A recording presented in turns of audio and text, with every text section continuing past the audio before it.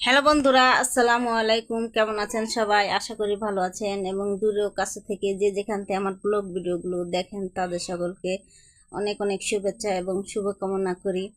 আমি প্রত্যেক দিনের মতো আপনাদের মাঝে নতুন নতুন রেসিপি রান্না দেখাতে চাই। আজকে একটি নতুন রান্নার রেসিপি দেখাবো। এটা হয়েছে বুটের ডাল দিয়ে ডিম রান্না করব কী করে, সেটাই আপনাদের সাথে আজকে শেয়ার করব।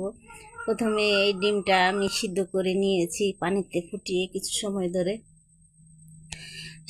সিদ্ধ করা হয়ে গেলে তখন আমি এই ডিমটা এভাবে খোসাটা ছাড়িয়ে নিব। আস্তে করে খোসা ছাড়িয়ে ধুয়ে নেব। ধুয়ে খোসা ছাড়ানো আমার হয়ে গেছে। এখন এই যে ডিমটা এইভাবে কত সুন্দরভাবে সিদ্ধ করার জন্য এভাবে খোসাটা ছাড়ানো হয়ে গেছে খুব ভালো করে। একে একে সবগুলো ডিম আমি খোসা ছাড়িয়ে নিব। এইভাবে ছাড়ানো আমার হয়ে গেছে। পরে আমি ডিমটা একটু কড়াইর মধ্যে দিয়ে হালকা তেল দিয়ে এভাবেই ভেজে নিব। খুব লাল লাল করে ভাজবো। ভাজা হয়ে গেছে। এখন একটা কড়াই বসিয়ে আমি কড়াইয়ের মধ্যে কিছুটা পেঁয়াজ কুচি আর তেল দিয়ে ভাজা করে নিব। পেঁয়াজটা একটু হালকা কালার করে নিব। পেঁয়াজটা একটু ভালো করে নাড়াচাড়া দিয়ে ভাজা ভাজা করে নেব, হালকা কালার করে নেব ভাজা করে। এর মধ্যে আমি একটু এলাচ, দারচিনি, গরম মশলা দিয়ে দিয়ে একটু আরেকটু ভাজা করে নেব। আর পেঁয়াজের সাথে যদি মশলাটা ভাজা হয় তাহলে গ্রানটা খুব ভালো আসে। এভাবে ভাজা করে লাল করে নিব। তারপরে আমি এখানে সব মশলাটা একটু করে দিয়ে দেব। ধনিয়ার গুঁড়া, হলুদের গুঁড়া আর লবণ দিয়ে ভালো করে, আর মরিচের গুঁড়া দিয়ে নাড়াচাড়া দিয়ে নিব।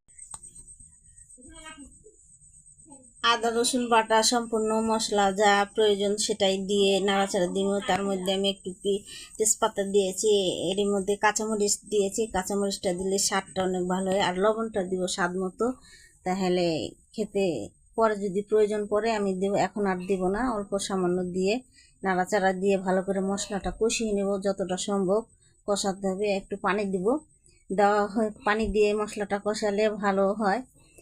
দিয়ে এইভাবে মশলা কষানো হয়ে গেছে, কি সুন্দর একটা কালার হয়েছে। আর মশলা থেকে তেল ছেড়ে দিয়েছে, আমরা দেখতে পাচ্ছি যে তেলটা যখন ছাড়বে তখন বুঝবো যে মশলা কষানো হয়ে গেছে। তারপর আমি এই ডিমটা, ভাজা ডিমটা একটু হালকা করে কষিয়ে নিব মশলাগুলোর সাথে। কষানো হয়ে গেছে। তারপরে আমি এখানে যে বুটের ডালটা সিদ্ধ করে রেখেছি, আগে থেকে সিদ্ধ করে রেখেছি, এটাই আমি এখন এই ডিমের সাথে একটু কষিয়ে আর একটু কষিয়ে পানি দেবো। কষানো হয়ে গেলে একটু ভালো করে নাড়াচাড়া দিয়ে একটু কষিয়ে নেব, তাহলে সুন্দর ভালো হবে রান্নাটা। কষানো হয়ে গেলে আমি পানিটা পরিমাণ মতো দিব। পানি দেওয়া হয়ে গেছে। এখন আমি রান্না এই মশলাটা আর ডিম আর বুটের ডালটা কষানো হয়ে গেছে, পানি দিব পরিমাণ মতো। বন্ধুরা, আমার ভিডিওটি যদি আপনাদের কাছে ভালো লাগে একটা লাইক কমেন্ট করবেন আর শেয়ার করবেন, আর অবশ্যই একটা সাবস্ক্রাইব করে দিয়েন। আর এখানে যে শুরু থেকে শেষ পর্যন্ত ভিডিওটা দেখলেই বুঝতে পারবেন যে কী করে রান্নাটা করেছি। এরই মাঝে আমার রান্না করাটা হয়ে গেছে, যে কত সুন্দরভাবে রান্না করা হয়ে গেল। এখন আমি পরিবেশন করে রান্নাটা আপনাদেরকে দেখাবো যে কত এভাবে রান্না করলে কত টেস্ট আর কত ভালো লাগে।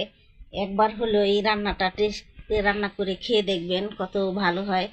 আর আজকের মতো এই রান্নাটা আমি এখানেই শেষ করব। আগামীকালকে নতুন কোনো আরেকটি রান্নার রেসিপি নিয়ে আপনাদের মাঝে আসবো। এ পর্যন্ত আপনারা ভালো থাকুন। আল্লাহ হাফিজ।